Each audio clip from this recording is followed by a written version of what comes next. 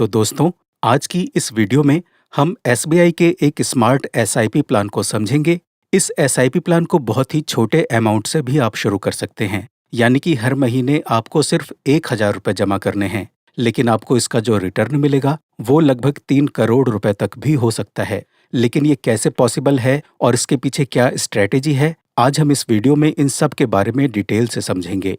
ये SIP plan कोई normal SIP plan नहीं है, क्योंकि नॉर्मल एसआईपी प्लान में इतना रिटर्न नहीं मिल पाता। देखिए, चाहे म्यूचुअल फंड हो, स्टॉक हो या चाहे कैसा भी इन्वेस्टमेंट हो, लेकिन मार्केट का सिर्फ एक ही रूल रहता है और वो है हाई रिस्क हाई रिटर्न और लो रिस्क लो रिटर्न। यानी किसी भी इन्वेस्टमेंट में जितना ज़्यादा रिस्क होता है, उससे उतना ज़्यादा रिटर्न मिलने की भी संभावना होती है। तो जैसा कि हमने वीडियो की शुरुआत में बात की थी कि हर महीने सिर्फ 1,000 रुपये इन्वेस्ट करके उससे लगभग 3 करोड़ रुपए का रिटर्न बन सकता है, तो इसका मतलब ये है कि ये plan high risk high return वाले मार्केट रूल में आता है। लेकिन अच्छी बात यह है कि ये इंडिया के जाने माने, ट्रस्टेड और biggest bank sector joint SBI का प्लान है, इसीलिए इस पर भरोसा बढ़ जाता है। और लगभग पिछले 12 साल से एसबीआई का ये प्लान काम कर रहा है और इन्वेस्टर्स को अच्छा रिटर्न बनाकर दे रहा है। हम इस फंड के डाटा को समझने वाले हैं और साथ ही कैलकुलेट करके भी देखेंगे, तो इस वीडियो में आप बने रहिए। लेकिन इस प्लान में इन्वेस्ट करने से पहले एक नियम को आपको जरूर समझना चाहिए और इस रूल को हर हालत में फॉलो भी करना चाहिए, और वो रूल है कि आप एसआईपी को बंद ना करें। म्यूचुअल फंड इन्वेस्टमेंट से ज्यादा फायदा लेने का यही सबसे जरूरी नियम है। और अगर आप जानना चाहते हैं कि म्यूचुअल फंड में इन्वेस्टमेंट करने से पहले और किन किन बातों का ध्यान रखना चाहिए, तो आप इस वीडियो को यहाँ पर क्लिक करके देख सकते हैं।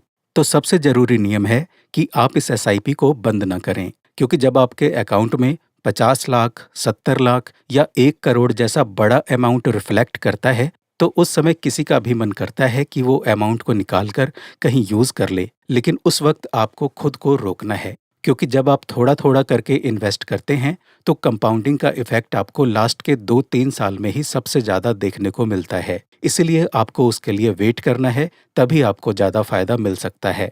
यूट्यूब पर फाइनेंशियल वीडियोस अपलोड करने के लिए कुछ नियमों को फॉलो करना पड़ता है, इसलिए मैं यहाँ आपको पर्टिकुलर किसी म्यूचुअल फंड के बारे में तो नहीं बता सकता।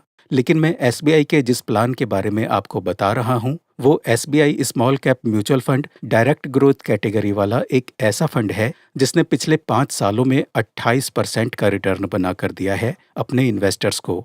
मैं वीडियो में इसकी पूरी डिटेल्स तो नहीं दे सकता, लेकिन आप ऑनलाइन एसबीआई की वेबसाइट से स्मॉल कैप कैटेगरी के इस फंड के पास्ट रिकॉर्ड को आसानी से चेक कर सकते हैं। इसने पिछले 5 साल में 28% का रिटर्न दिया है, और जब से ये फंड शुरू हुआ है, यानी 2013 से आज 2025 तक, इसे लगभग 12 साल पूरे हो चुके हैं। और पिछले 12 सालों में हर साल इस फंड ने इन्वेस्टर्स को 24% का रिटर्न बनाकर दिया है। यानी इसका ऑल टाइम रिटर्न 24% रहा है, जो कि बहुत अच्छा है। तो पहली बात कि ये एसबीआई का फंड है, और दूसरा कि इस फंड का पिछले 12 साल का ट्रैक रिकॉर्ड बहुत ही अच्छा है और कोई नया नवेला आया हुआ फंड नहीं है। इसी वजह से इसके ऊपर ट्रस्ट किया जा सकता है। ये पुराना फंड हाउस है और पिछले 12 साल से 24% का अच्छा रिटर्न हर साल दे रहा है, जो कि कोई मामूली बात नहीं है। इस फंड की डिटेल्स में जाकर आप चेक कर सकते हैं कि ये फंड कौन कौन सी कंपनियों में पैसा इन्वेस्ट करता है, जिससे आप इसकी डाइवर्सिफिकेशन को भी समझ सकते हैं। तो अगर ऐसे फंड में 1,000 रुपये महीना से 3 करोड़ का फंड बनाना है, तो ये नॉर्मल एसआईपी से तो पॉसिबल नहीं है। तो ये कैसे पॉसिबल हो सकता है, इसके लिए पहले हम नॉर्मल एसआईपी का रिटर्न देख लेते हैं, और उसके बाद समझेंगे कि किस तरह एसआईपी करके ज़्यादा रिटर्न बनाया जा सकता है। और अगर नॉर्मल एसआईपी से आप 1,000 हर महीने इन्वेस्ट कर रहे हो और 25 साल के लिए आप इसे कंटिन्यू रखते हैं, यानी अगर आप 25 साल की उम्र से पैसे कमाना शुरू करते हो और 25 साल की उम्र से ही हर महीने सिर्फ 1,000 रुपये भी इन्वेस्ट करना शुरू करते हो, तो जब आपकी उम्र 50 साल हो जाएगी, तब आपको इस पैसे को बाहर निकालना है। यानी कि आप 25 साल तक इन्वेस्ट करोगे और उसके बाद आपको रिटर्न मिलेगा। और क्योंकि एसबीआई का ये म्यूचुअल फंड पिछले 12 साल से हर साल 24% का रिटर्न बनाकर दे रहा है, तो हम 24% का रिटर्न ही मानकर चलते हैं। और नॉर्मल एसआईपी से हर साल 1,000 रुपये जमा करते हैं, तो 25 साल के बाद कुल मिलाकर 3 लाख रुपए जमा होंगे, और इस पर आपको जो रिटर्न मिलेगा वो होगा 1.2 करोड़ रुपए, जो कि काफी बड़ा अमाउंट है। लेकिन ये 3 करोड़ नहीं है, तो फिर आखिर इससे 3 करोड़ रुपए का फंड कैसे बन सकता है? तो ये पॉसिबल हो सकता है स्टेप अप एसआईपी से। तो पहले थोड़ा स्टेप अप एसआईपी के बारे में समझ लेते हैं। स्टेप अप एसआईपी का मतलब है अपनी नॉर्मल एसआईपी में हर साल कुछ परसेंट की बढ़त करना।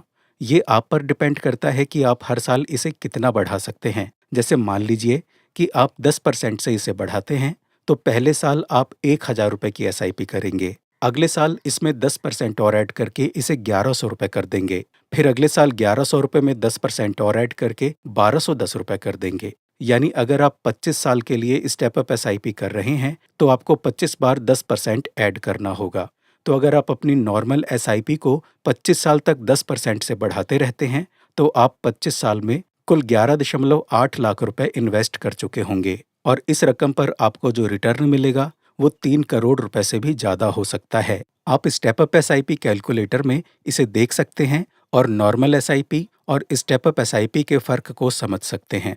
लेकिन स्टेप अप एसआईपी कब आपको नहीं करनी चाहिए और कैसे ये आपके लिए प्रॉब्लम भी बन सकती है, इसे भी जरूर समझिए। अगर आप एक सेल्फ एम्प्लॉयड हैं या किसी दुकान में काम करते हैं या फिर आप एक ऐसी कंपनी में काम करते हैं जहां पर आपका इंक्रीमेंट स्पेसिफिक तरीके से नहीं होता है, तो आपको स्टेप अप एसआईपी करने से बचना चाहिए। क्योंकि स्टेप अप एसआईपी को आप शुरुआत के कुछ सालों तक तो आराम से कर सकते हो और आसानी से हर साल 10% का एड ऑन भी कर सकते हो, लेकिन कुछ सालों के बाद ये आपके ऊपर बर्डन बनता चला जाता है। मान लीजिए आप एक दुकान चलाते हो और हर महीना दुकान से 15,000 रुपए का आपको प्रॉफिट होता है। उसी से आपका घर चलता है। अब अगले साल आपके दुकान की सेल 10% से बढ़ेगी और 15,000 से लगभग 16 या 17,000 आपकी इनकम हो जाएगी। लेकिन क्या इसकी कोई गारंटी है? नहीं।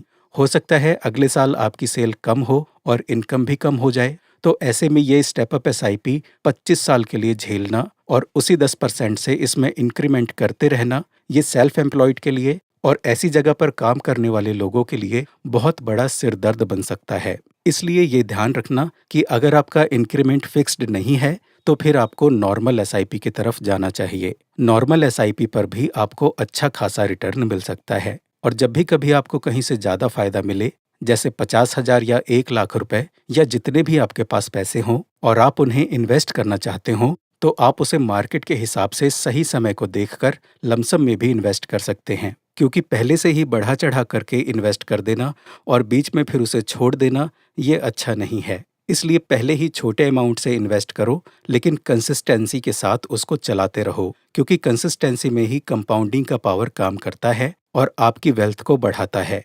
इसलिए हमेशा लॉन्ग टर्म के बारे में सोचें, क्योंकि म्यूचुअल फंड में जो पैसा बढ़ता है वो लास्ट के 2-3 सालों में ही बढ़ता है। इसलिए पहले आपको अपनी इन्वेस्टमेंट को वहां तक ले जाना होगा, तब आपको ज़्यादा फायदा मिलेगा। लेकिन ध्यान दें कि इस वीडियो में मैंने जिस भी कंपनी का नाम लिया है या लोगो यूज़ किया है, वो सिर्फ इन्फॉर्मेशन देने के लिए है।